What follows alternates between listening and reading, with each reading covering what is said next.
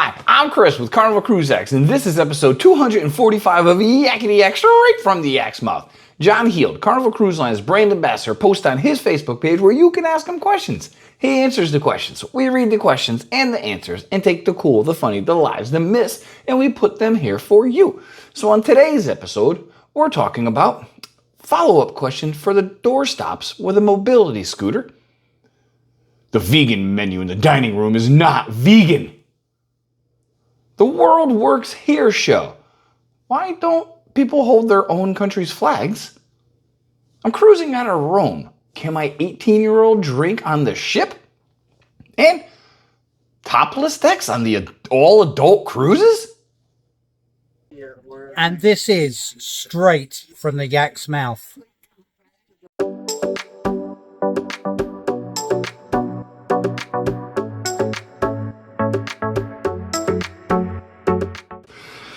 All right, question one. This is actually a follow-up question from a previous question about the doorstops and can you use them with a mobility scooter.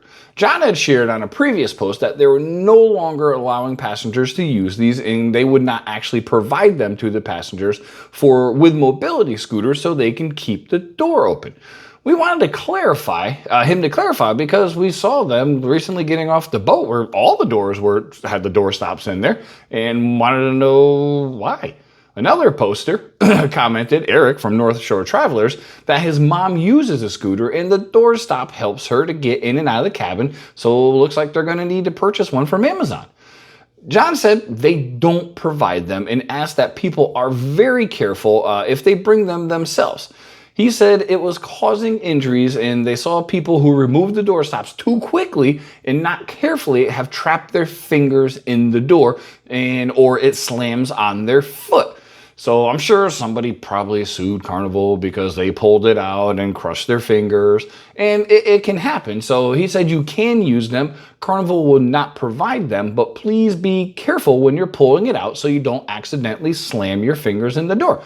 I know the last cruise we were on, it was super windy, and I opened the balcony door. Liz was closing the cabin door, and that thing just went bam and slammed. So be careful. You can use them. You just got to bring them yourself. Question two. This cruiser stated that the vegan menu in the dining room is not vegan. Vegan means no meat, no seafood, no chicken, and no dairy. Your vegan menu is loaded with non-vegan. John said it absolutely 100% definitely is not. There's not a single bit of meat in any of these dishes. They are all meat alternatives, but apparently vegan people like to have it labeled this way. But to be very clear, it's 100% meat-free. So we thought the same thing when they first started adding the vegan menus, because it said salmon, it said crab, it said pork, but they're all soy, I guess, or meat alternatives.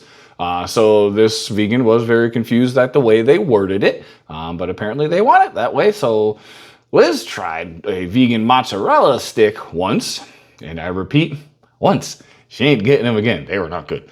So if you like to eat vegan on the ships, it is vegan. It's just worded a little bit differently. Speaking of like, if you like what you see and you enjoy cruising content, please like and subscribe. We would greatly appreciate that. Question three.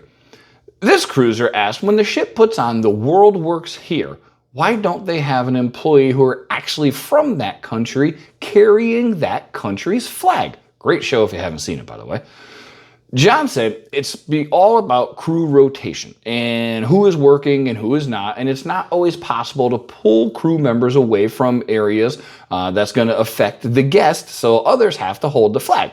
He said it's not necessarily about representation of the person holding it, but the general representation of all the countries represented. That's a lot of representation.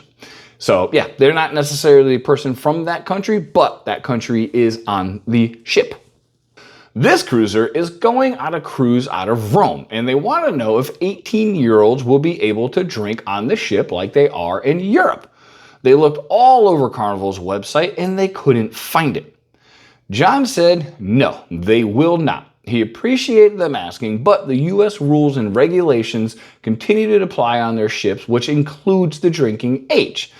We did a question about this a while ago, and a commenter posted pictures of her daughter's sail and sign card, who was 18, and showed that she was able to drink throughout the entire cruise.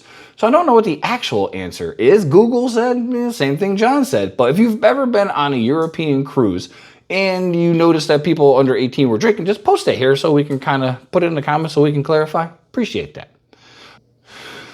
All right, last question. This cruiser asked if there would be a topless deck on the all-adult or SEAC cruises like there used to be on Carnival many years ago. They said the adults cruise would be the great opportunity to bring back the topless deck, a blast from the past. John said there are no plans to do this at the moment.